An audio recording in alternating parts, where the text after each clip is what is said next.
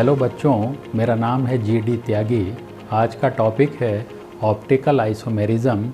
जिन बच्चों ने channel subscribe नहीं किया है वो सभी सब्सक्राइब ज़रूर कर लें। इस वीडियो से यदि सीखने को मिले तो वीडियो को लाइक ज़रूर कीजिए। तो आइए स्टार्ट करते हैं आज का topic optical isomerism. Optical isomerism.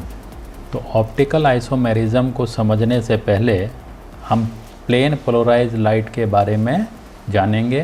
तो what is plane polarized light? तो ये देखिए,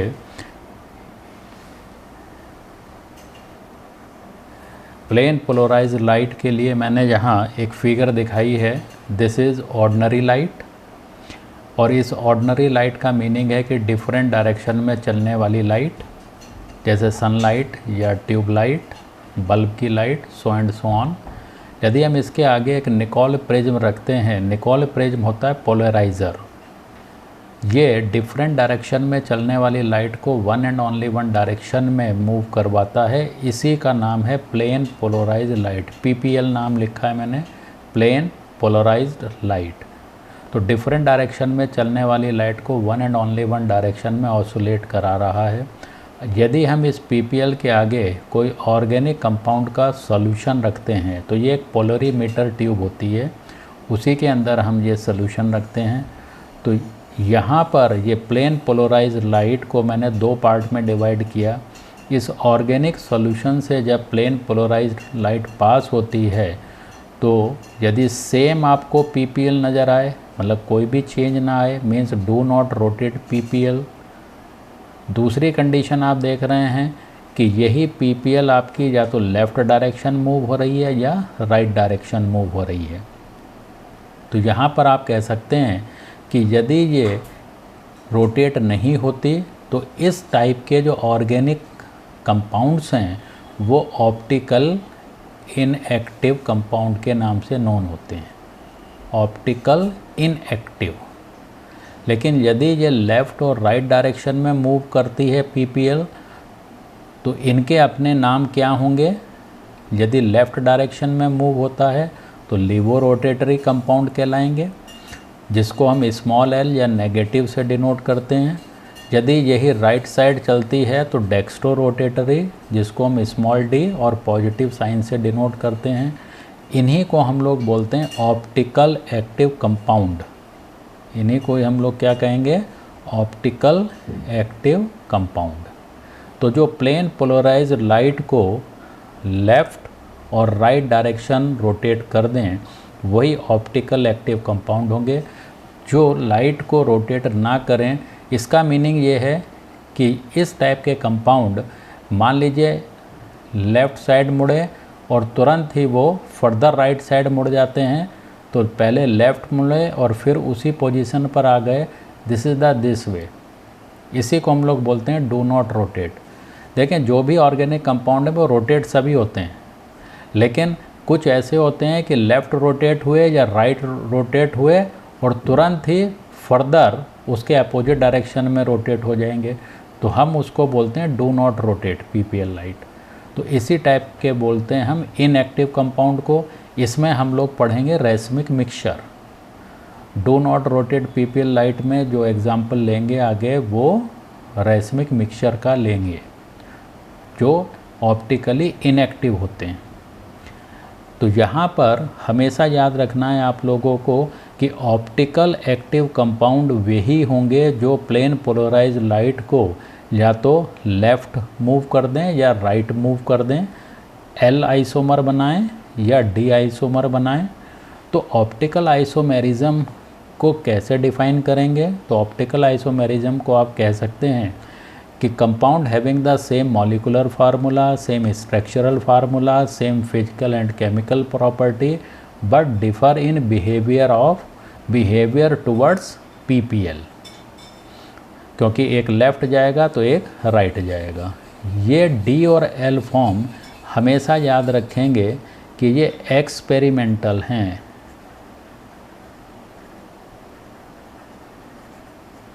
दीज आर द एक्सपेरिमेंट से ही हमें D और L का पता चलता है किसी भी ऑर्गेनिक कंपाउंड को देखकर आप नहीं बता सकते कि ये डेक्स्ट्रो रोटेटरी है या लीवो रोटेटरी है।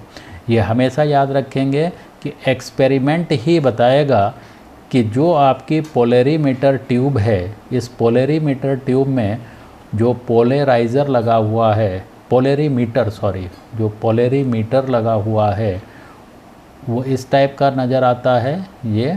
ये आपका मान लीजिए प्लेन पोलराइज्ड लाइट है। अब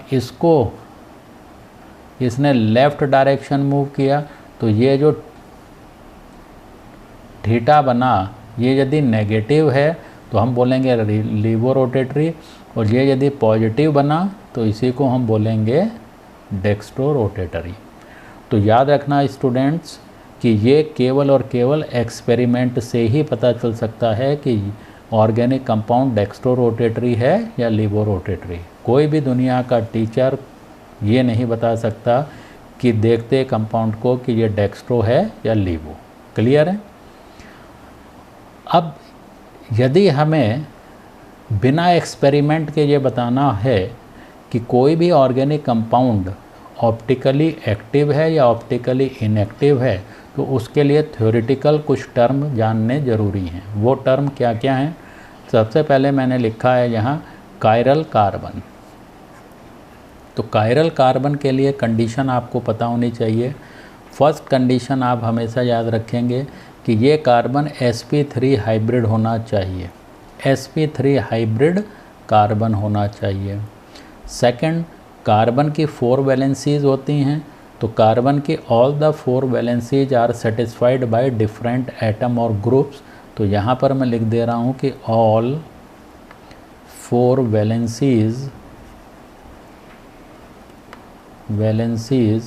आर डिफरेंट। मीनिंग समझ ही गए होंगे, डिफरेंट एटम और ग्रुप से सेटिस्फाइड होनी चाहिए। तो ऐसे कार्बन को हम कायरल कार्बन कहते हैं। एग्ज़ाम्पल ले लें, तो एग्ज़ाम्पल में आप लोग सिंपल सा एक एग्ज़ाम्पल ले रहा हूँ।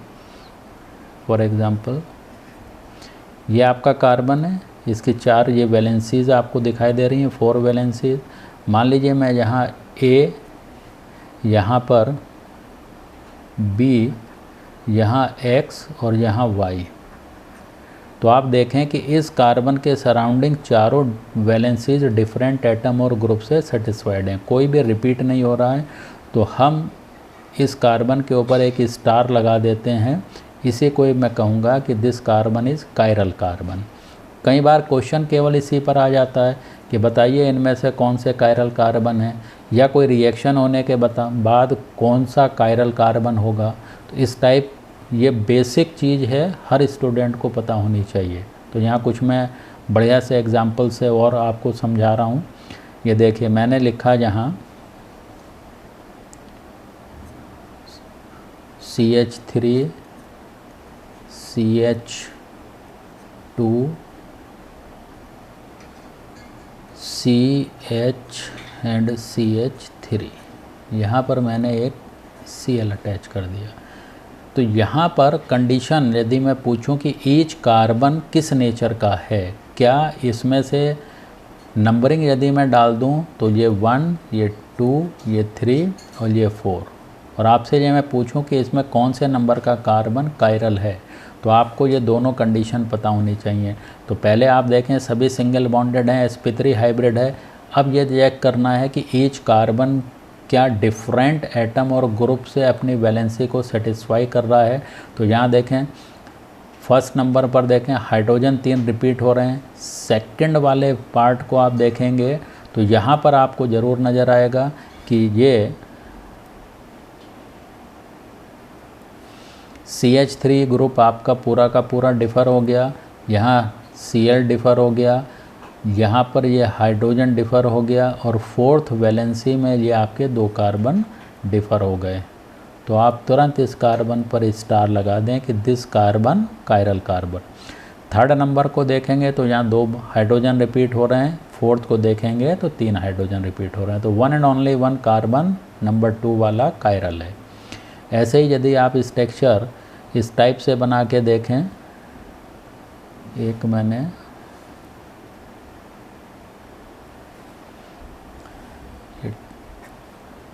एग्जाम्पल फटाफट आप देखते चलें।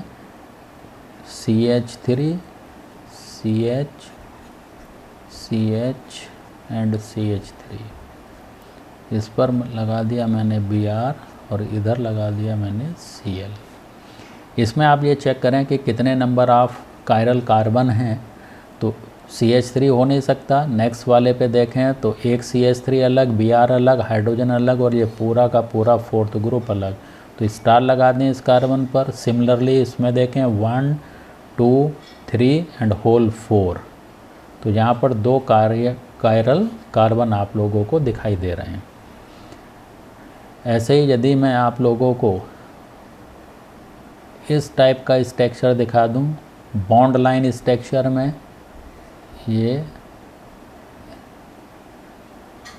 और ये, तो यहाँ आप देख सकते हैं this is CH3, this carbon CH, this further CH3 and this is CH2। तो यहाँ कहीं पर कोई कायरल कार्बन दिखाई दे रहा है आपको, तो आप बिल्कुल बना के देख लें क्या कोई कायरल कार्बन है इसमें। तो मान लीजिए ये स्ट्रक्चर आपको नहीं समझ में आता है तो आप इसे ओपन कर लें इस टाइप से। ये हो गया CH3, हियर C, एक H लग गया, इधर CH3, यहाँ पर आपने CH2 लगाया और ये फिर CH3 है। तो इस कार्बन पर हाइड्रोजन रिपीट हो रहे हैं बेटा, इस कार्बन पर फिर हाइड्रोजन रिपीट है, यहाँ हाइड्रोजन रिपीट है, यहाँ हाइड्रोजन रिपीट है। तो इनमें से कोई भी नहीं नज़र आ रहा है। यदि मैं इस कार्बन की बात करूँ जिस पर टिक किया, तो एक CH3 ये आ गया और एक CH3 आपका ये आ गया, तो हो ही नहीं सकता। तो इसमें कोई भी कार्बन आपका कायरल नहीं है। क्लियर है? ऐसे ही मैं एक एग्जांपल ले रहा हूँ। यदि मैंने एक साइकिल फॉर्म बना ली, तो साइकिल फॉर्म में देखें ये बना दिया मैंने और ये डबल बॉन्ड लगा दिया। तो पहली चीज़, डबल बॉन्ड का मतलब sp2 हाइब्रिड हैं ये, तो sp2 हाइब्रिड तो होंगे ही नहीं हमारे कार्बन। ये दोनों आपके sp3 हैं, लेकिन है क्या यहाँ पर, CH2 इस जगह पर है बेटा और CH2 इस जगह पर है बेटा। तो CH2 मीन्स हाइड्रोजन रिपीट कर रहा है, तो ये कायरल कार्बन इसमें नहीं है, नो कायरल कार्बन। क्रॉस कर दिया है मैंने, यहाँ पर भी क्रॉस कर रहा हूँ, नो कायरल कार्बन। यदि मैं बात करता हूँ इस टाइप के साइकिल की, और यहाँ पर मैंने एक हाइड्रोजन लगा दिया, यहाँ पर एक Br लगा दिया, क्या यहाँ पर कोई कायरल कार्बन है? तो आप देखें sp3 तो सब जगह है, लेकिन इस पर्टिकुलर कार्बन को गौर से देखें तो इधर भी CH2 है, इधर भी CH2 है, तो रिपीट हो रहा है, तो नो कायरल कार्बन इसमें भी नहीं है। प्रैक्टिस होनी चाहिए हर टाइप के प्रॉब्लम को सॉल्व करने के लिए। एक बेसिक चीज़ है, उसको याद रखेंगे तो कभी भी आपको डाउट क्रिएट हो ही नहीं सकता। अब इसी में एक एग्जाम्पल और ले रहा हूँ मैं। मान लीजिए यहाँ मैंने हाइड्रोजन लगा दिया, यहाँ Cl लगा दिया, इधर आपने Cl लगा लिया, इधर हाइड्रोजन लगा दिया। अब यहाँ गौर से देखें कौन से कार्बन, sp3 तो टोटल है ही है, आप देख रहे हैं सिंगल बॉन्ड है। इस पर्टिकुलर कार्बन को गौर से देखना, जहाँ मैंने रेड मार्क लगाया है, हाइड्रोजन अलग है बेटा, Cl अलग है 2, ये आपकी नेक्स्ट वैलेंसी है जो ऐसे घूम गई है, ये नेक्स्ट वैलेंसी है यहाँ पर तो CH2 है बेटा, यहाँ CH2 है, लेकिन यहाँ पर दोनों हाइड्रोजन रिप्लेस हो गए हैं और एक Cl और एक हाइड्रोजन, मतलब डिफरेंट है। तो आप इसको कह सकते हो कि ये वाला कार्बन कायरल है।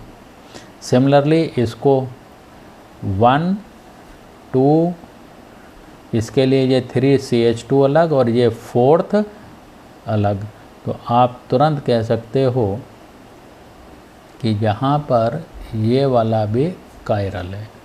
तो इसमें 2 कायरल कार्बन आ गए हैं। क्लियर है? इस वाले एग्जाम्पल में और देखें आप, मैंने इधर CH3, ये CH3, तो इसमें आप लोग फिर गौर से देखेंगे कि ये वाला कायरल मिलेगा और ये वाला भी आपको कायरल मिलेगा। ठीक है, पहचान यही है, फटाफट आप इसे समझ सकते हैं।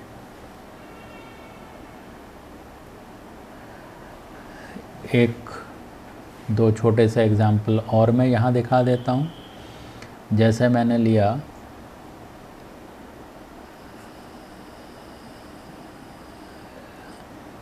2 3 OH,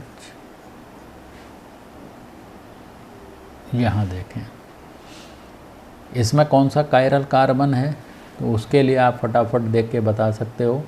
देखें ये तो हो गया CH3 बेटा, ये CH3 हो गया, ये आपका CH हो गया, तो इसके दोनों तरफ सिमेट्री CH3 आ रही नहीं।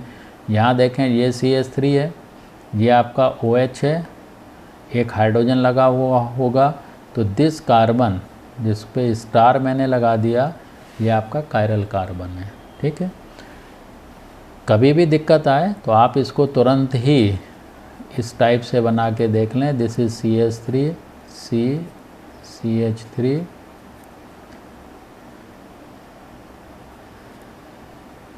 This CH, here OH and here CH3। तो यहाँ तो हाइड्रोजन रिपीट हो रहे हैं, हो ही नहीं सकते। यहाँ पर CH3 रिपीट हो गए, ये भी नहीं हो सकता। तो इसीलिए ये है आपका कायरल कार्बन, क्योंकि ये डिफ़र,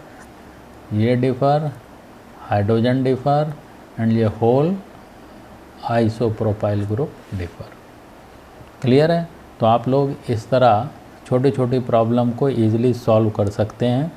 मान लीजिए मैंने एक और दिखा देता हूँ मैं, 2 3 4 5 6, यहाँ पर मैंने एक Br लगा दिया, एक Br मैंने यहाँ पर लगा दिया, एक Br इधर लगा दिया मैंने, और एक Br इधर लगा दिया। तो इसमें कितने कायरल कार्बन्स हैं तो आप देखते चलो। यहाँ ये हाइड्रोजन लगा दिया मैंने, चलिए, तो ये डिफ़र हो रहा है, ये डिफ़र करेगा, ये डिफ़र कर रहा है और ये भी डिफ़र कर रहा है। तो 4 कायरल कार्बन इसमें आप लोगों को देखने में मिलेंगे। तो बिल्कुल क्लियर हो गया होगा कि कायरल कार्बन क्या हैं। चलिए, तो अब मैं नेक्स्ट टॉपिक ले रहा हूँ, chiral oblique chirality and achiral. बड़ा इम्पॉर्टेंट पॉइंट है ये, ध्यान रख से सुनेंगे आप लोग। एन ऑब्जेक्ट और अ कंपाउंड, कायरल या कायरलिटी किसी भी ऑब्जेक्ट में देखने में आ सकती है या किसी भी कंपाउंड में देखने को मिल सकती है। इसीलिए मैंने लिखा एन ऑब्जेक्ट और a compound which is non super impossible on their mirror image, on its mirror image is called chiral and this property is called chirality। क्या है अभी मैं इसको समझाता हूँ। Non super impossible on it's mirror image का क्या meaning है। दूसरा लाइन में बता रहा हूँ कि एन ऑब्जेक्ट और a compound which is super impossible on it's mirror image is called achiral. Achiral, देखें ये आपका हाथ, ये दूसरा हाथ, ये दोनों एक दूसरे के मिरर इमेज हैं। यदि मिरर में देखोगे ये वाला तो ये नज़र आएगा, तो ये एक दूसरे के मिरर इमेज हैं। यदि मैं इस हाथ को, लेफ़्ट वाले को एज इट इज़ उठाऊं और राइट वाले के ऊपर ऐसे रख दूं, तो क्या ये सारी उंगलियां ओवरलैप कर रही हैं एक दूसरे को? तो आप कहोगे ये दोनों अंगूठे ओवरलैप नहीं कर रहे हैं, मीन्स फिश बन गई। तो इसी को हम लोग बोलते हैं non super impossible on it's mirror image. अपनी ही मिरर इमेज को ओवरलैप ना करना, ये कहलाता non super impossible mirror image, fish का बनना। और यदि ये पूरा पूरा सुपर इम्पोज हो जाए, मीन्स ओवरलैप हो जाए, तो हम ऐसे फिनोमेनन को बोलते हैं अकायरल। क्लियर? जैसे और आसान तरीका देखें, ये मैंने मिरर लिया या मिरर लगा दिया और इधर मिरर, मैं दोनों फिनोमेनन एक साथ ले रहा हूँ। यहाँ पर मैंने लिखा, मान लीजिए ए, ये आपने मिरर लगाया हुआ है, ए का मिरर यही बनेगा। अब आप इसे ए को एज इट इज उठाएं, पूरा ऊपर से ऐसे ही उठाना है और ए के ऊपर रख दें, तो आप देखेंगे कि ये पूरा पूरा ओवरलैप कर गया है। तो इसको हम बोलेंगे सुपर इम्पोजिबल।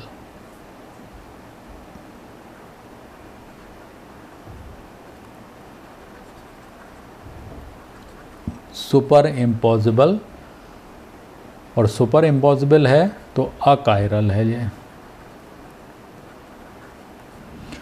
बी को यदि आप देखें बेटा, तो बी को आप बनाओगे तो बी का मिरर ये बनेगा। आप बी को एज इट इज उठाओ, इसके ऊपर रख दो, तो जब रखोगे तो ये ऊपर वाला बी ऐसे दिखाई देगा, तो ओवरलैप नहीं हो रहा है, तो ये कहलाएगा नॉन सुपर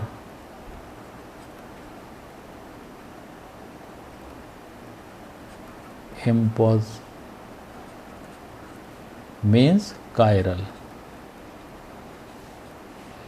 अब आप मान लीजिए इसी में ओ ले लें, एक्स ले लें, तो ये सब आपके एज इट इज़ दिखाई देंगे और ओवरलैप पूरा पूरा कर रहे हैं मिरर इमेज एक दूसरे के। मान लीजिए के ले लिया तो आपका के इधर ऐसे दिखाई देगा, पी ले लिया तो भी ऐसे ही बनेगा। क्लियर है? तो ये तो हो गए आपके सिंपल ऑब्जेक्ट्स। आप शू ले लें, तो जो आपके शू का पेयर है वो एक दूसरे का मिरर इमेज होता है, लेकिन जब भी लेफ़्ट वाला शू राइट वाले के ऊपर रखेंगे तो दोनों के अंगूठे अलग अलग डायरेक्शन में दिखाई देंगे। ग्लव्स ले लें आप, तो ग्लव्स में लेफ़्ट और राइट एक दूसरे के मिरर इमेज है, लेकिन ओवरलैप नहीं करते, इसीलिए वो भी आपके कायरल में काउंट होते हैं। लेकिन स्पून यदि आप ले लें तो स्पून का मिरर इमेज बिल्कुल ऐसा ही आएगा, और आप उस स्पून को उठा के उसके ऊपर रखें तो पूरा पूरा ओवरलैप हो जाएगा, दैट इज़ अकायरल। टेबल लेंगे तो ये भी अकायरल होगी।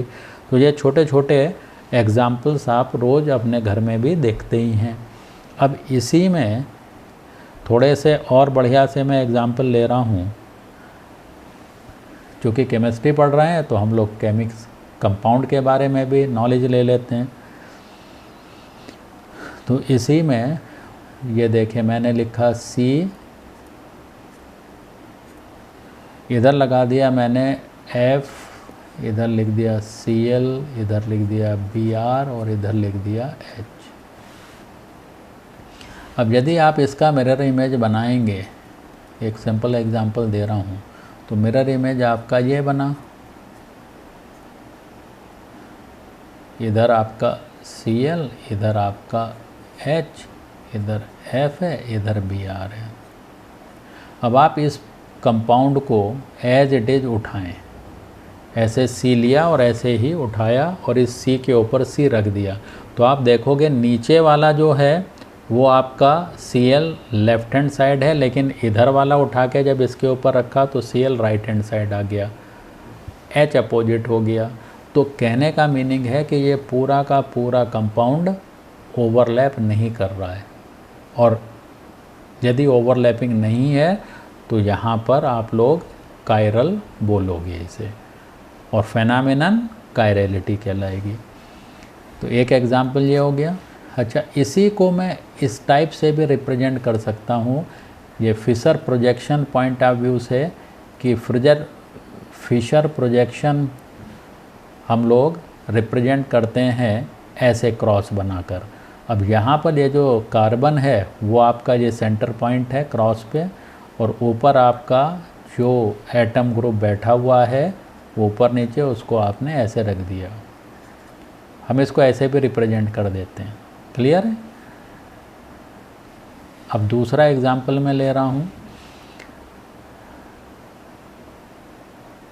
CH3 CH CH2 CH3 और यहाँ पर OH आ गया है। तो इसको जब भी आप देखें तो ये वाला कायरल कार्बन होगा, जहाँ ये वाला कायरल कार्बन है। तो आप देख रहे हो कि कायरल कार्बन में ही आपको कायरलिटी नज़र आ रही है, कायरल कार्बन में ही कायरलिटी नज़र आ रही है। ऐसे ही आप लिख सकते हो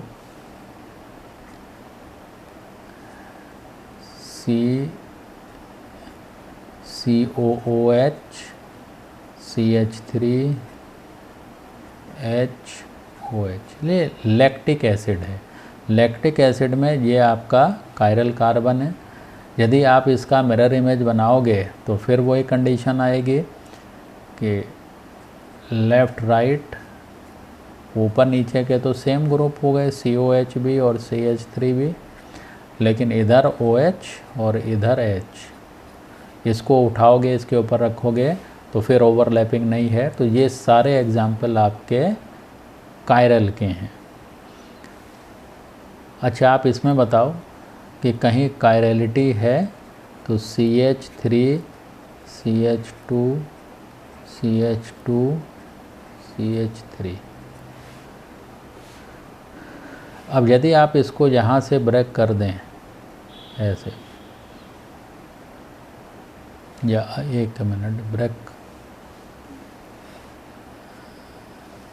पहली कंडीशन ये देखो कि क्या इसमें कोई कायरल कार्बन है। तो आप देखेंगे इसमें कोई भी कायरल कार्बन नहीं है। तो no chiral carbon, no chiral carbon, और यदि कोई कायरल कार्बन नहीं है तो वो अकायरल एग्जाम्पल बन जाता है।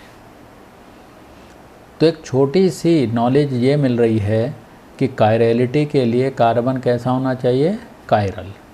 ठीक है, तो ये छोटे छोटे एग्जाम्पल्स आई थिंक आप लोगों को ज़रूर समझ में आ गए होंगे कि हम लोग कैसे कायरल अकायरल देख सकते हैं। और यहीं पर और अच्छा सा एग्जाम्पल मैं ले रहा हूँ, जैसे HCOOH,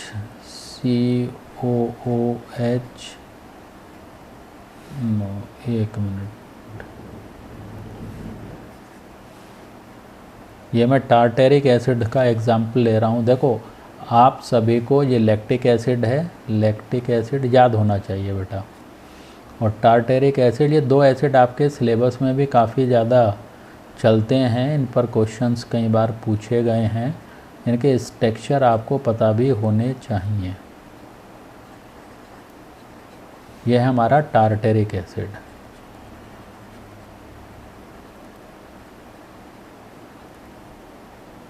एसिड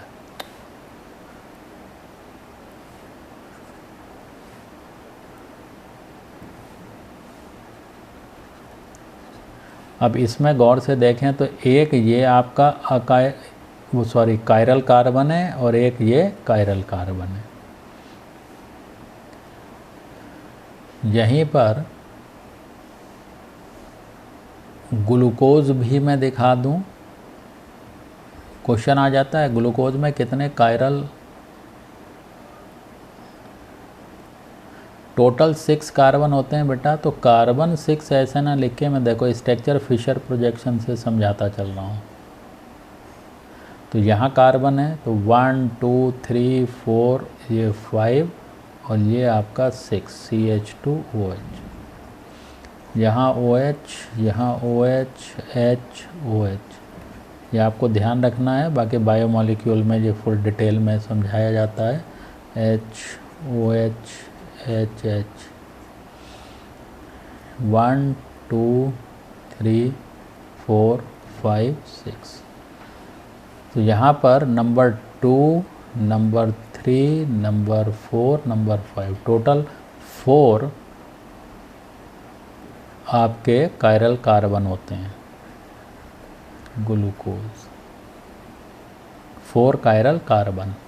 बात करते हैं फ्रक्टोज की, तो फ्रक्टोज को मैं डायरेक्ट ऐसे बना देता हूँ, simple structure CHOH CHOH CHOH, दोनों में मॉलिकुलर फार्मूला सेम ही है, C6H12O6, 1 2 3 4 5 6। तो यहाँ पर 1 2 3, तो ये है आपका फ्रक्टोज। तो याद रखेंगे कि फ्रक्टोज में 3 कायरल कार्बन होते हैं और ग्लूकोज में 4 कायरल कार्बन होते हैं, ठीक है। और कायरल के लिए या कायरलिटी के लिए कायरल कार्बन जरूरी है। लेकिन क्या यही आपका कंडीशन बताएगा कि ऑप्टिकल आइसोमेरिज्म शो वही कंपाउंड करेंगे जिनमें कायरल कार्बन होता है? उसके लिए एक कंडीशन और मैं बता रहा हूँ, एक टर्म और आपको जानना जरूरी है, विच इज़ कायरल मॉलिक्यूल। बड़ा इंपॉर्टेंट होता है कायरल मॉलिक्यूल। तो कायरल मॉलिक्यूल के लिए आपको पता होना चाहिए कि कायरल मॉलिक्यूल वो मॉलिक्यूल हैं जिनमें नो प्लेन ऑफ सिमेट्री, इसको हम लोग POS बोल देंगे,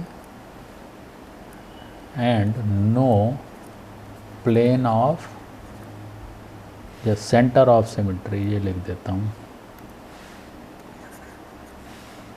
नो सेंटर ऑफ सिमेट्री। तो दो सिमेट्री जिनमें ना हो वो मॉलिक्यूल कायरल मॉलिक्यूल कहलाता है। ये कायरलिटी की सबसे इम्पॉर्टेंट कंडीशन बनती है, no center of symmetry, COS। तो ऑप्टिकल आइसोमेरिज्म वही कंपाउंड शो करेंगे जिनमें POS या COS ना हो। कायरल कार्बन हो भी सकता है, कायरल कार्बन नहीं भी हो सकता है, लेकिन POS और COS यदि हैं, भले ही उसमें कायरल कार्बन हो, लेकिन ऑप्टिकल इनएक्टिव कंपाउंड वो कहलाएंगे। ऑप्टिकली एक्टिव के लिए कंडीशन है कि नो POS नो COS। ये कंडीशन हमेशा याद रखेंगे। अब क्वेश्चन ये है कि POS और COS क्या हैं, ये आपके कैसे आप उनको पहचानोगे? तो मैं यहाँ कुछ एग्जाम्पल्स से लेके चल रहा हूँ। पहले POS को समझा देता हूँ मैं। POS में याद रखेंगे कि any plane which divides the molecule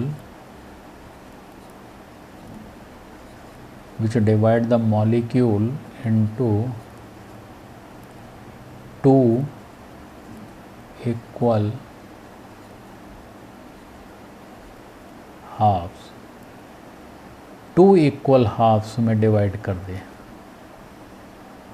तो उसको बोलते हैं POS। कैसे? एग्जाम्पल देखें। एग्जाम्पल में लेके चल रहा हूँ। मान लीजिए बड़ा सिंपल सा है, आपने ट्रायंगल ले लिया और इस किसी भी प्लेन से, मैंने इस प्लेन से इसको ऐसे कट कर दिया, तो इक्वल हाफ, इधर भी उतना ही इधर भी उतना ही, मतलब जितनी डिस्टेंस इधर उतनी डिस्टेंस इधर, ये कहला गया POS। आपने एक स्क्वायर लिया,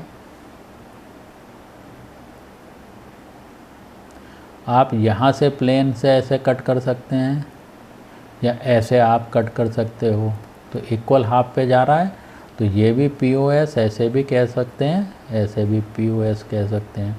तो कहने का मीनिंग है यदि POS आ रहा है तो ये कंपाउंड आपके ऑप्टिकली इनएक्टिव होंगे। मान लीजिए आपने ये बना दिया,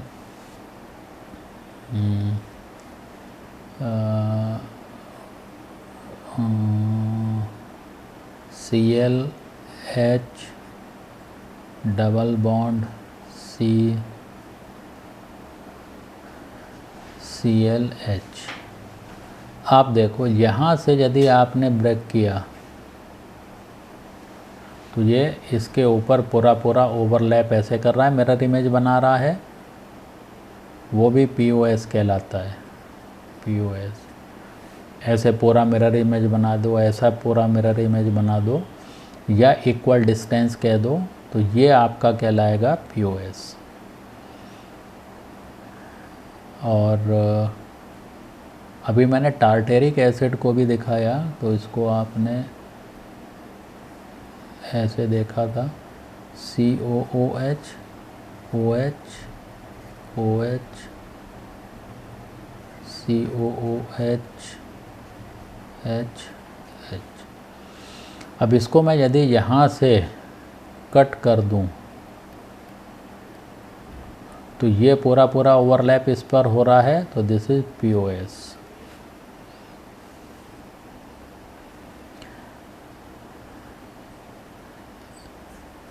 FCF double bond CF,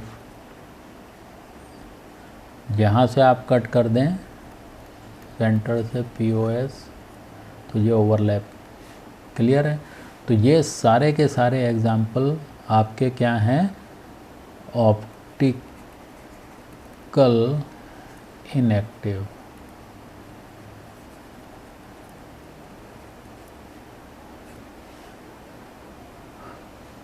clear? Achiral. अब बात करता हूँ मैं COS की। तो देखें COS क्या है, फटाफट एग्जाम्पल से आप समझें। अच्छा, याद रखना बच्चों कि चाहे IIT मेन हो या नीट का एग्ज़ाम हो, तो लगभग सिलेबस तो यही रहता है। तो हमेशा याद रखें कि जो कुछ भी मैं यहाँ समझा रहा हूँ, तो आप अपने फ्रेंड्स को ये भी कह सकते हैं जो आपके IIT को देना पसंद करते हैं, वो आराम से इन वीडियोस को देखें और IIT के लिए भी सीखें। तो उन बच्चों को भी आप कहें कि सब्सक्राइब करें चैनल को, और वीडियो जब पसंद आए तो वीडियो को लाइक ज़रूर करें। जैसे मैं बार बार कहता हूँ, जितना मैं यहाँ कंटेंट आपके साथ शेयर कर रहा हूँ, बिल्कुल उसी पर क्वेश्चंस आप लोगों के यहाँ पूछे जाएंगे, चाहे वो IIT मेन हो या आपका नीट हो। तो देखें COS क्या है, इसके लिए सेंटर ऑफ सिमेट्री, आप इसको एक सिंपल से एग्जांपल से समझाता हूँ मैं। मान लीजिए ये आपने लिया A, ये लिया B, फिर यहाँ लिया आपने A और यहाँ लिया B, और ये आपने ऐसे मिला दिए A B। यहाँ पर एक सेंटर में पॉइंट आपने ले लिया। यदि हम उस सेंटर के पॉइंट को डायगोनली ऐसे मिलाते चलें ऊपर की तरफ और नीचे की तरफ, और वहाँ पर सेम ग्रुप लाई कर रहे हैं, सिमिलरली A को लेफ़्ट हैंड साइड ऊपर बढ़ाया, राइट हैंड साइड नीचे की तरफ बढ़ाया, तो आपने देखा कि फिर डायगोनली सेम ग्रुप हैं, तो ये पॉइंट आपका कहलाता है COS। दूसरे एग्जाम्पल से समझा रहा हूँ, देखें आपने लिया HCl, C double bond C, ये लिया आपने Cl और यहाँ लिया ये H। अब ज़रा डायगोनली आप चेक करो, तो डायगोनली जब आपने चेक किया तो आपने Cl वाले एटम को इस Cl के साथ पहुँचाया, हाइड्रोजन वाले को हाइड्रोजन के साथ ऐसे पहुँचाया, तो ये पॉइंट आपका COS बन गया। क्लियर? लेकिन यदि Cl नीचे होता है, H ऊपर होता, तो COS नहीं होता। क्लियर? तब वो हमारा बन जाता POS। ठीक? दूसरा एक एग्जांपल ले रहा हूँ मैं इसी में। ये देखें, मैंने एक स्क्वायर लिया, और यहाँ पर साइकिल फॉर्म में बात कर रहा हूँ, यहाँ पर Cl, यहाँ पर H, यहाँ Cl, यहाँ H। तो फिर वही काम करेंगे कि Cl को इस Cl की तरफ मिलाएंगे, H को इधर H की तरफ मिलाएंगे और देखोगे बिल्कुल सेंटर में आकर ये दोनों पॉइंट मिल रहे हैं। और कंडीशन ये याद रखनी है कि यहाँ पर CH2 है आपका, सेम CH2 यहाँ होना चाहिए, ये तभी आपका COS बनेगा। यदि ये ऊपर नीचे डिफ़र हो रहे हैं तो COS में नहीं आएगा। तो यहाँ पर ये सब COS हो गए। और यदि मैं ये कहूँ कि क्या इसमें COS होगा,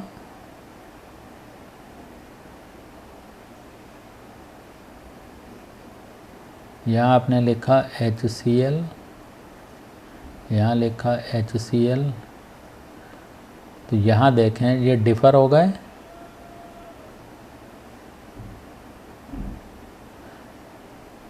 HCl से है, HCl से है, तो मैं यहाँ कहूँगा नो COS। सिमेट्री होनी चाहिए, जैसे HCl डायगनली इक्वल आने चाहिए।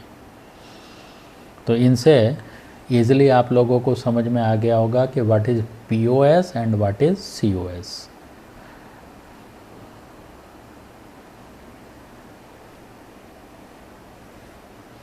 यहाँ पर एक चीज़ ध्यान रखना, या नोट लिख देता हूँ मैं, क्यों कैसे कब बहुत डिटेल में जाने की ज़रूरत नहीं है, क्योंकि हमें तो नंबर लेने से मतलब है। कंसेप्ट बिल्कुल आपके सिंपल आते हैं। जितना पॉइंट में एक दो ये कहूँ कि बस इसको आप ध्यान रखिएगा तो बस इनफ, क्यों कैसे कब ध्यान मत दीजिएगा। जैसे मैंने यहाँ लिखा कि ऑड कार्बन जो होंगे, ऑड कार्बन में COS नहीं, COS नहीं लिख देता हूँ मैं, मतलब नो सिमेट्री।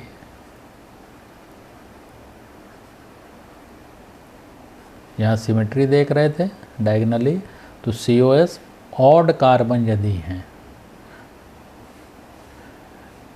देखें यहाँ सब इवन हैं, आप इवन देख रहे होंगे, 1 2 3 4 क्लियर है। एग्जाम्पल से मैं और समझा देता हूँ इसको। मान लीजिए ये आ जाता है Cl HCl, आपने ऐसे मिलाया, डायगनली सेम हो रहे हैं, लेकिन यहाँ तो बेटा CH2 है और यहाँ 2 कार्बन चल रहे हैं, जबकि मैंने बताया था ना ये CH2 ये CH2 होना मस्ट है, तो यहाँ तो एक ही CH2 है, तो ये 3 कार्बन का है, तो 3 कार्बन में सिमेट्री नहीं आ सकती, इसलिए COS नहीं होगा। मान लीजिए ये साइक्लोपेंटेन की बात कर लेता हूँ मैं, तो इसमें भी नो COS। तो ये दोनों एग्जाम्पल हैं जिनमें नो COS होते हैं। ऑड है, यहाँ 3 कार्बन है या 5 कार्बन है, 7 कार्बन है, तो आपको ये चीज़ याद रखनी है कि ऑड कार्बन हैं तो उनमें COS नहीं हो सकता। क्लियर? चलते हैं आगे नेक्स्ट। बड़ा इम्पॉर्टेंट पॉइंट है, इसको आप लोग ध्यान रखेंगे, कभी कभार इस पे क्वेश्चन आ जाता है, तो बहुत सिलेक्टेड पॉइंट से मैं इसको आप लोगों को समझा रहा हूँ। इम्पॉर्टेंट भी लगा दिया मैंने। Optical activity without chiral carbon.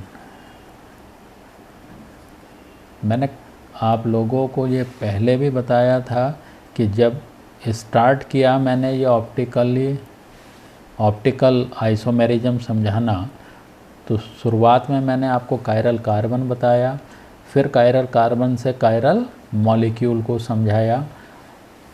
तो कायरल मॉलिक्यूल पर ही मैंने बताया था कि कायरल कार्बन है और उसमें यदि POS या COS आ जाए तो वो ऑप्टिकली इनएक्टिव होगा।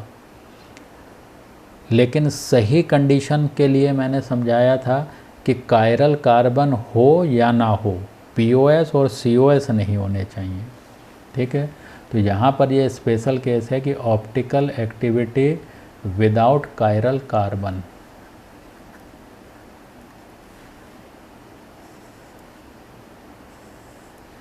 इसमें दो ही केस आप लोगों के यहाँ पूछे जा सकते हैं। फर्स्ट केस में ले रहा हूँ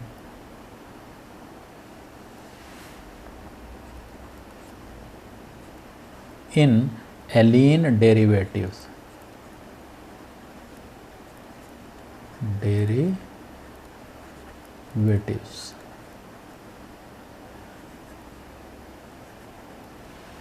एलीन डेरिवेटिव्स।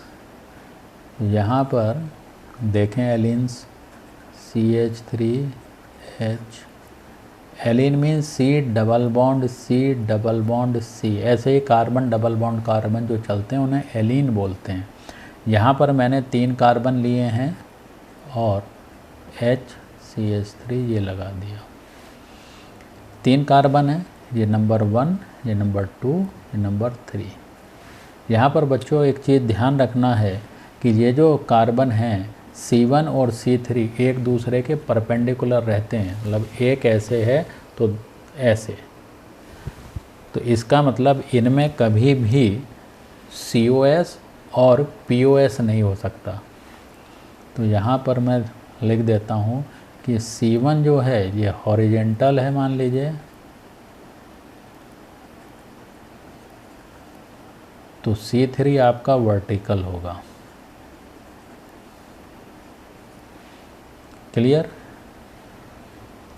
यहाँ पर डबल बॉन्ड कितने हैं? इवन। तो यहाँ मैं लिख रहा हूँ even number of double bond. Double bond means pi bond. Even number of pi. ऐसे केस में नो COS, नो POS। तो ये हमारे बन जाएंगे ऑप्टिकल एक्टिव। कैसे बनेंगे हमारे ऑप्टिकल एक्टिव? तो कंडीशन क्या हुई? Even number of pi bond होने चाहिए। इसमें कंडीशन जैसे मैंने बताई कि इसमें कोई भी POS COS नहीं होता। ठीक है, आप मान लीजिए 20 से काटते हैं तो कोई भी इसमें ओवरलैपिंग नहीं आएगी। और दूसरा, एक दूसरे के परपेंडिकुलर आ रहे हैं, एक हॉरिजेंटल है तो एक वर्टिकल है। BHCl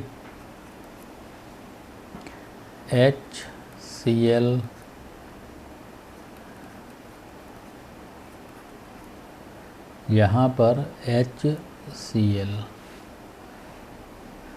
ये आपका सेम ऊपर वाले कंडीशन लिया है, लेकिन इस बार गौर से देखेंगे यहाँ H, यहाँ Cl, यहाँ H, यहाँ Cl।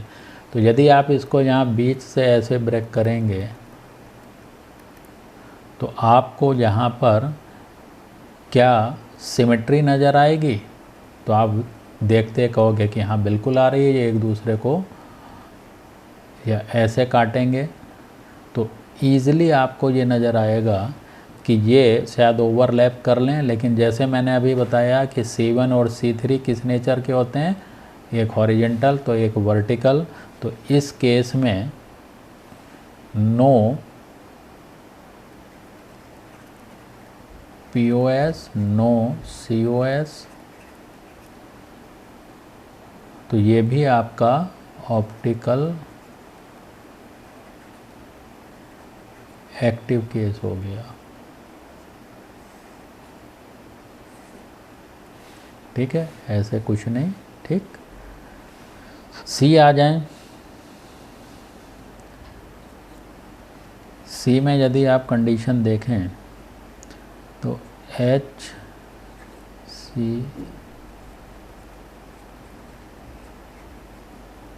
HH,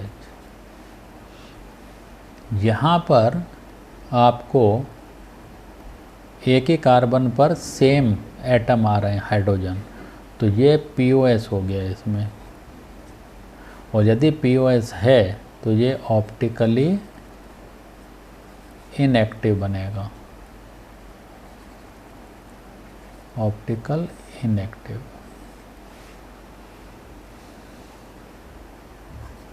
ऐसे ही मैंने BrCl C double bond C double bond C double bond C double bond C HBr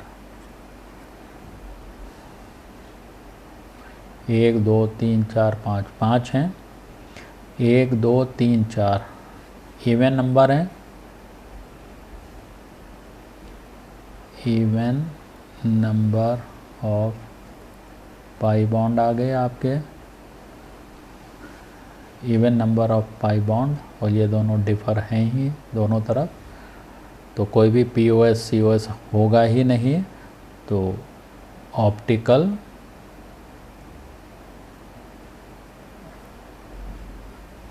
एक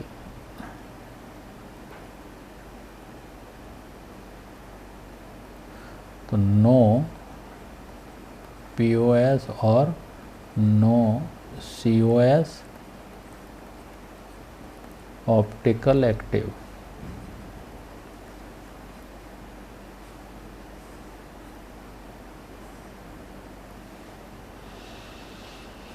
ठीक है, तो यहाँ पर आप लोग बड़े आसानी से इनको समझ सकते हैं। यहाँ पर एक नोट मैं लिख देता हूँ, ये ख़ास तौर पे IIT के बच्चों के लिए फ़ायदेमंद होता है। Note, even number of double bond या पाई बॉन्ड या डबल बॉन्ड,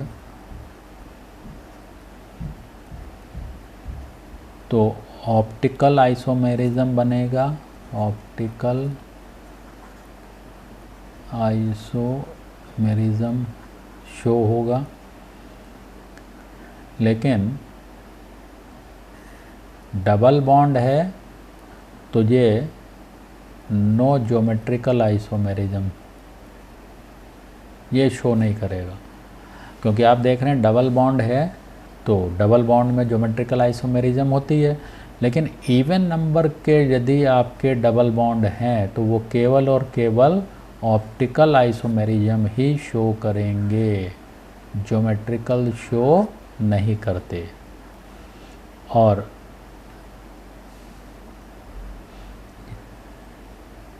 यदि एलीन में, क्योंकि एलीन ही मैं बता रहा हूँ तो यहाँ लिख भी देता हूँ, यदि एलीन में odd number of double bond हैं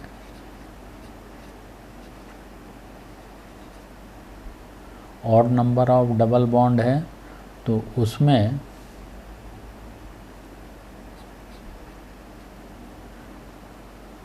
no optical isomerism.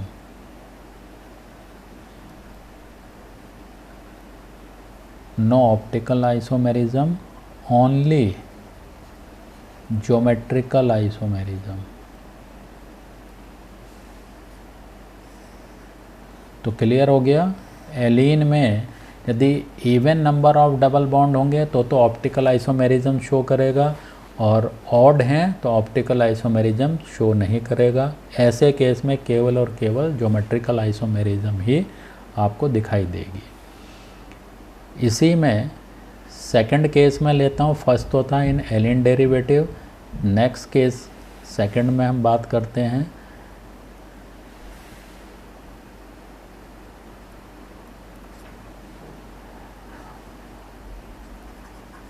Biphenyl derivatives.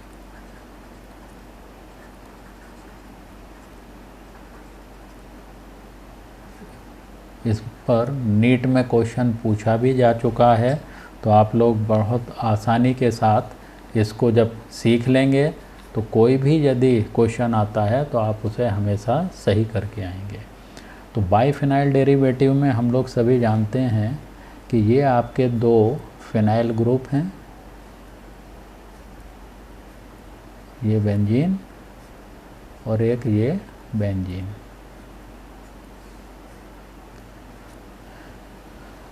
अब आप इसे देखें, यदि यहाँ से इसको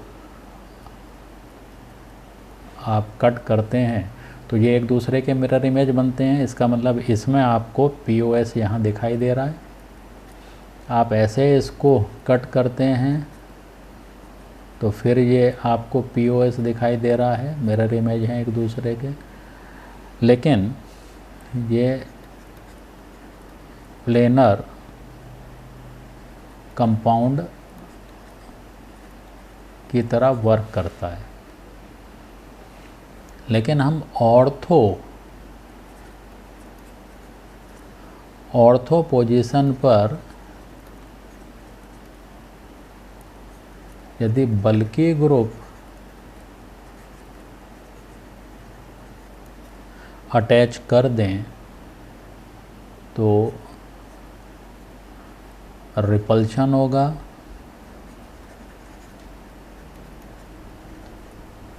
देखिए मीनिंग समझें, यदि इसके ऊपर कोई ग्रुप नहीं है तो ये POS शो करेगा, इसलिए ये ऑप्टिकली इनएक्टिव रहेगा प्लेनर कंपाउंड की तरह।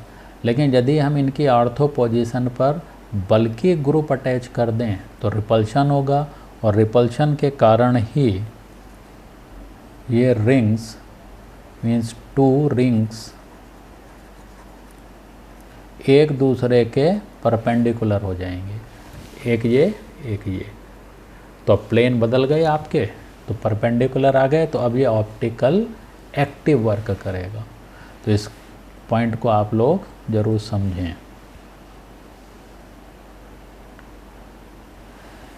जैसे ही आपने बल्कि ग्रुप लगाए तो आपको क्या नज़र आएगा? रिपल्शन। रिपल्सन होते ही वो ट्विस्ट हो जाएंगे रिंग, और ट्विस्ट होते ही एक दूसरे के परपेंडिकुलर नज़र आएंगे, और ये तुरंत ही ऑप्टिकल एक्टिव वर्क करना चालू कर देंगी। एग्ज़ाम्पल से मैं समझा रहा हूँ आपको। जैसे बड़ा सिंपल सा एग्ज़ाम्पल मैंने लिया,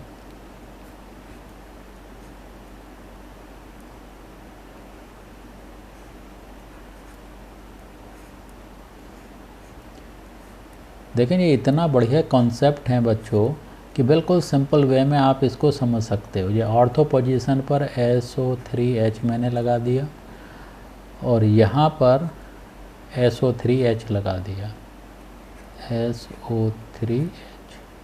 तो अब ये इसका मिरर इमेज बनाया जा सकता है इजीली, जो एक दूसरे का नॉन सुपर इम्पॉसिबल दिखाई देगा, और इसीलिए ये ऑप्टिकली एक्टिव कंपाउंड की तरह वर्क करेगा। तो ये ऑप्टिकली एक्टिव हो गया। दूसरा एक एग्ज़ाम्पल मैं ले रहा हूँ, और दूसरे एग्ज़ाम्पल में आप देखें कि और बल्कि ग्रुप यदि मैं लगवा देता हूँ, आप देखना आपके नीट में इसके ऊपर क्वेश्चन पूछा गया है 2-3 साल पहले, और यदि ये कंसेप्ट आपको क्लियर है तो वहाँ जो भी ऑप्शन है वो सही आप लगा कर आओगे। यहाँ आपने NO2 लगाया, यहाँ पर NO2 लगाया, यहाँ पर और बल्कि बनाने के लिए COOH लगा दिया, और ऐसे ही यहाँ पर COOH लगा दिया। तो ये बेहतरीन एग्जाम्पल्स हैं, कुछ और भी लगा सकते हो। तो ऐसे केस में no POS,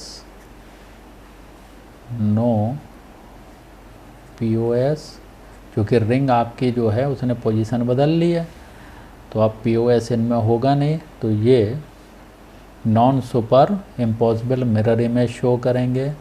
non super impossible mirror image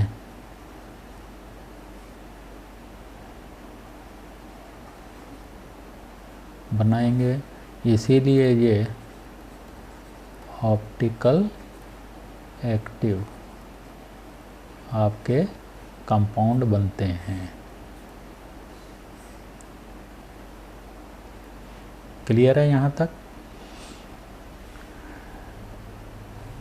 तो बस प्रैक्टिस करनी है आप लोगों को।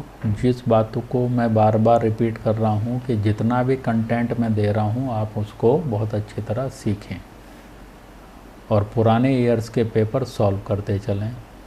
मैं भी कुछ प्रॉब्लम आप लोगों को solve करवाऊँगा he.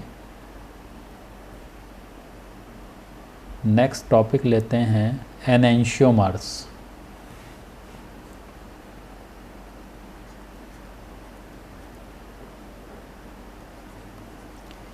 Enantiomers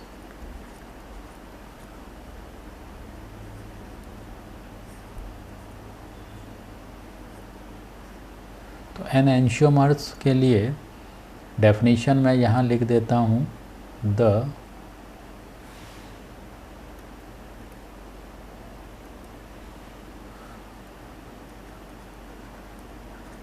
optical isomers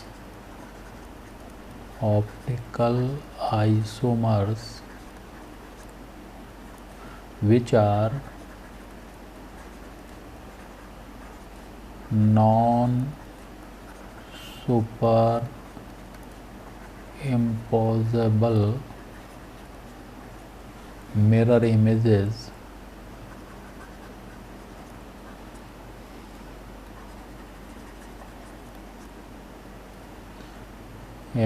of each other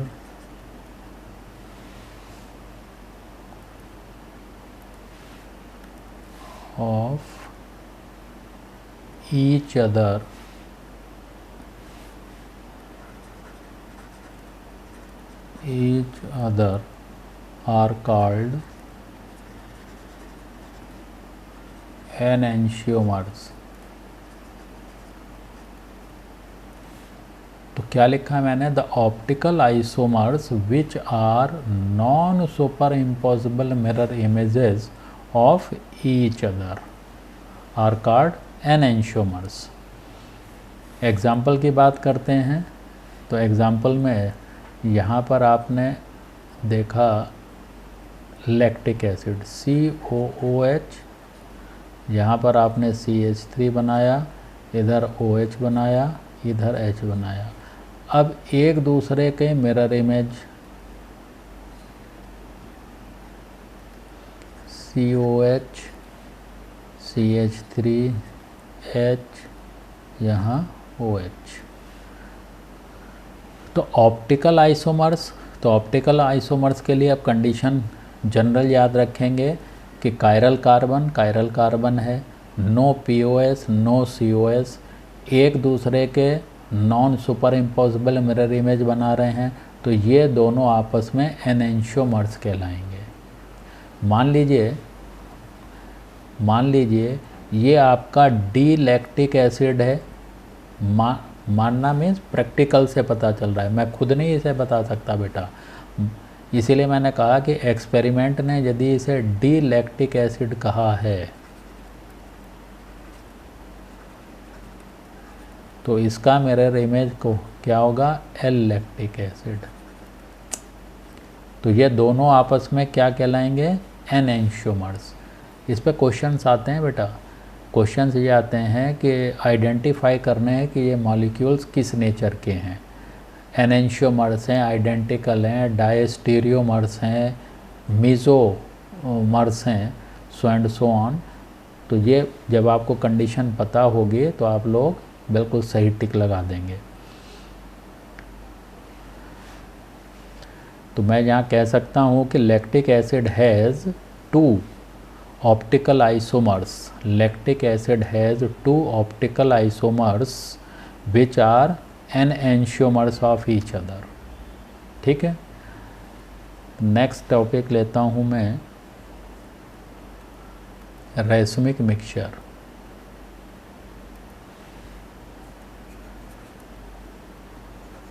racemic mixture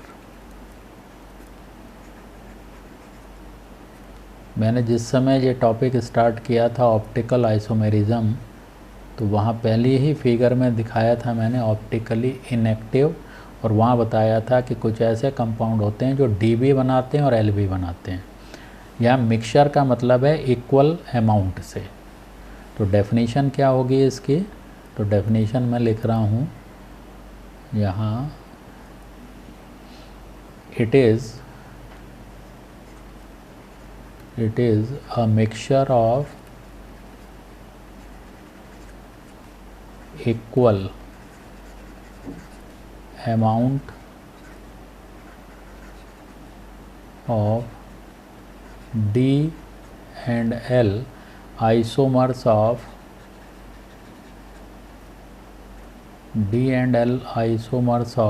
a compound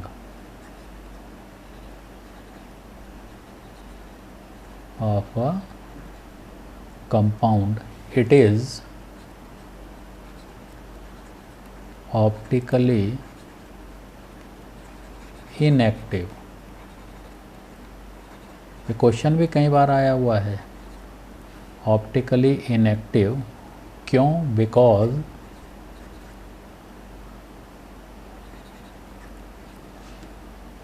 one isomer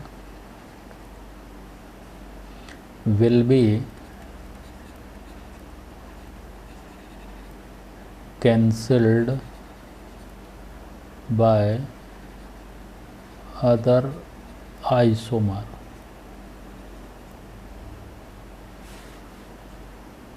by the rotation।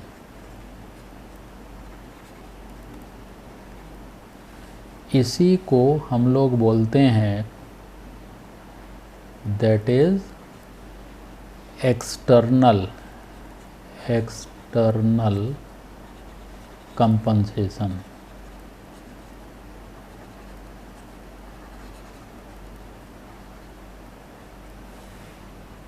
ये कई बार क्वेश्चन पूछा जा चुका है।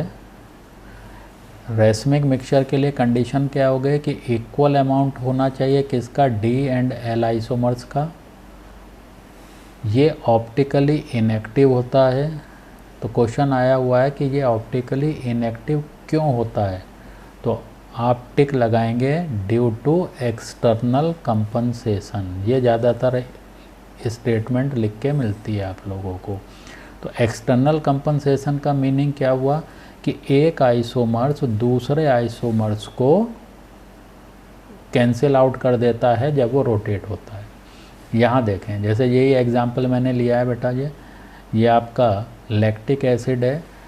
यहाँ पर यदि मैं एक प्लस साइन लगा देता हूँ, आप ऐसे मानो ये प्लस साइन मैंने यहाँ लगा दिया, 50% आपका डी है, 50% एल है।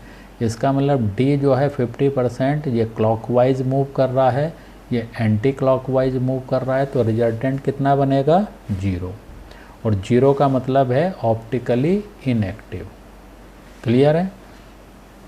तो यहाँ पर मैं ये भी लिख सकता हूँ कि for example 50% D means plus lactic acid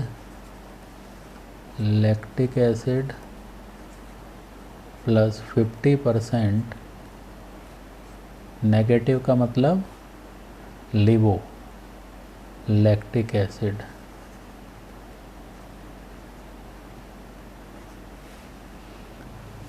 clear है यहाँ तक? तो ये एनेंशियोमर्स आपने पहचान लिए, रेसमिक मिक्सचर आपने पहचान लिया। तो अब हम लोग देखते हैं diastereomers.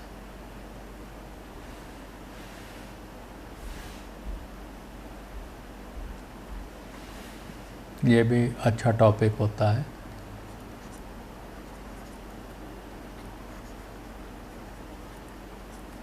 Diastereomers,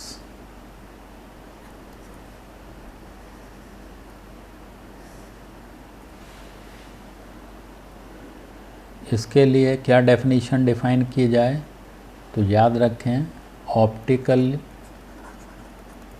optically active compound having more than 1 chiral, more than 1 chiral carbon, but are not mirror image of each other.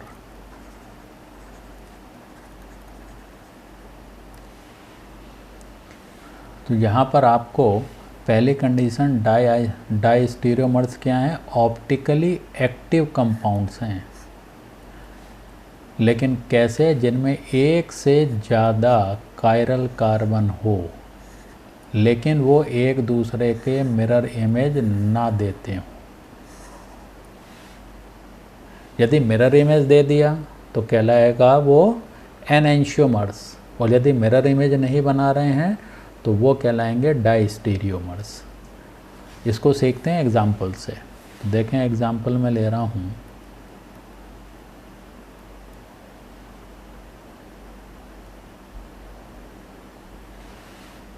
Example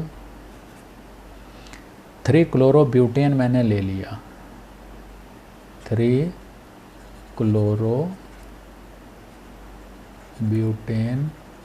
2 all. इसका यदि मैं स्ट्रक्चर बनाऊं तो 1 2 3 4, मान लीजिए यहाँ पर मैंने रख दिया OH, यहाँ कर दिया मैंने 3 पर Cl, और यहाँ पर आ गए आपके हाइड्रोजन। ये यदि आप इसको गौर से देखें तो दिस कार्बन जिस पे स्टार लगाया, ये पहला कायरल, ये दूसरा कायरल, तो मोर देन 1 कायरल कंपाउंड्स हो गए, तो 2 chiral carbon, CC chiral carbon. इसको यदि मैं स्ट्रक्चर से शो करूं तो देखें, मैं ऐसे बता सकता हूं कि ये एक स्ट्रेट लाइन, ये आपके फर्स्ट कार्बन, ये सेकंड, ये थर्ड, ये फोर्थ, ऐसे बना दिए। तो मान लीजिए कहीं से भी मैं स्टार्ट करूं इसको, ऊपर मान लीजिए मैंने CH3 लिखा, तो फिशर प्रोजेक्शन ये कहता है कि ये जो आपकी लाइन है इस पर मैक्सिमम कार्बन होने चाहिए, या फंक्शनल ग्रुप भी प्रायोरिटी के अकॉर्डिंग आने चाहिए। अब देखें यहाँ पर मैंने ले लिया CH3 और H है, तो इधर लिख दिया मैंने H, इधर कर दिया Cl, नीचे फिर आपका H है और OH है। आप कैसे स्टार्ट कर सकते हैं, 1 2 3 4, या OH ऊपर Cl नीचे। क्लियर, फर्स्ट है। अब इसका मिरर इमेज देखें, तो मिरर इमेज में आप क्या बना पाएंगे, ये आपका CH3, ये CH3, here Cl, here H, OH and H। क्या इसमें कोई POS है? नहीं है। क्या COS है? नहीं है। ये आपका सेकंड। अब नेक्स्ट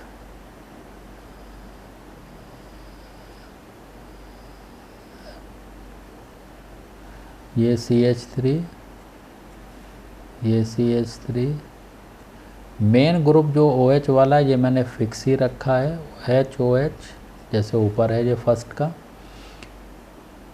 लेकिन ऊपर वाले को 180 रोटेट कर दिया है, इधर H इधर Cl, ये आपका थर्ड स्ट्रक्चर हो गया। अब इसका ही आप मिरर इमेज बना लें।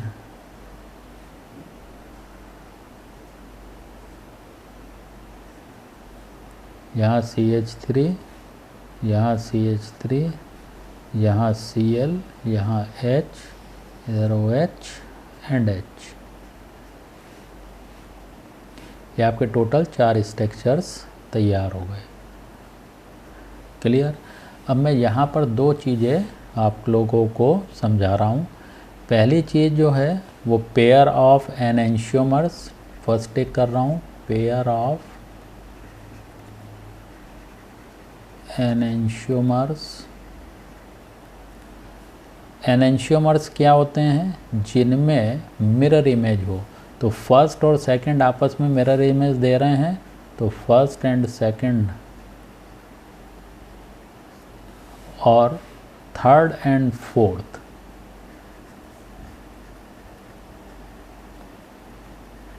ये आपस में मिरर इमेज बना रहे हैं, इसलिए ये एनेंशियोमर्स कहलाएंगे पेयर में। और पेयर ऑफ डायस्टीरियोमर्स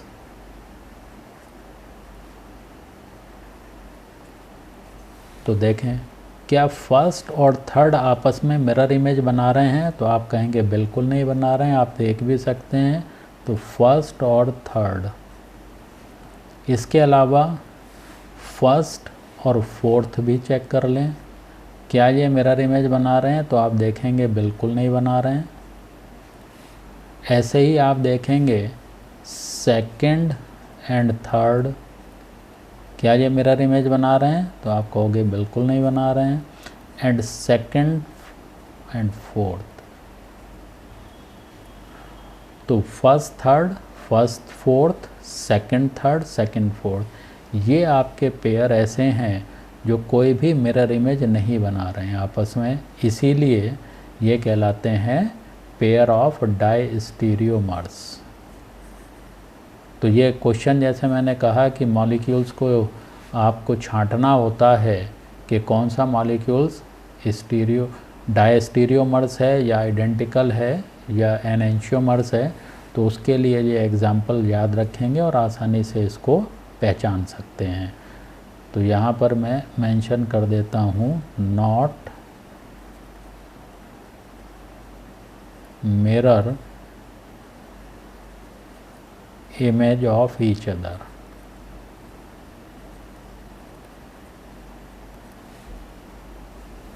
तो मैं यहीं पर रोक रहा हूँ, क्योंकि ये थोड़ा सा इम्पॉर्टेंट सेगमेंट है, तो इसको सेकंड पार्ट में आगे मैं आपको फर्दर कंटिन्यू करूँगा। तो ये थी बच्चों आज की वीडियो। अच्छी लगी हो तो ज़रूर वीडियो को लाइक कीजिए और चैनल को सब्सक्राइब ज़रूर कीजिए।